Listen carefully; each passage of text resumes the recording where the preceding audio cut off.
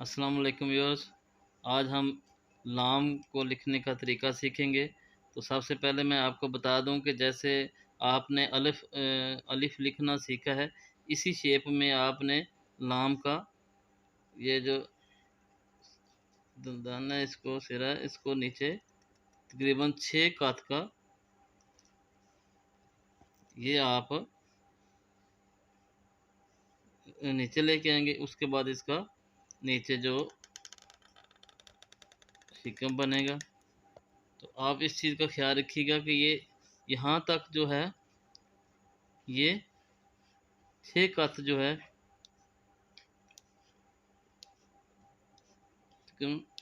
6 कत जो ये सिर्फ बनेगा। और इसके बाद ये टोटल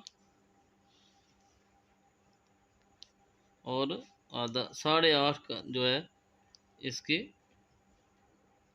टोटल लेंथ बनेगी।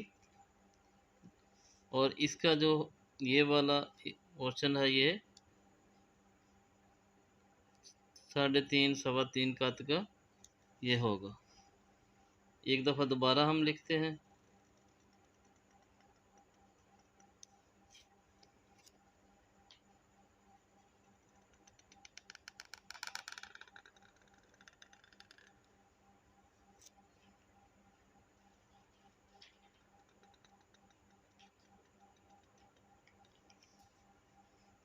इसी तरह आपने इसकी पूरी प्रैक्टिस करनी है और इंशाल्लाह अगली वीडियो में हम और कोई हर्फ लिखना सीखेंगे। अस्सलाम वालेकुम।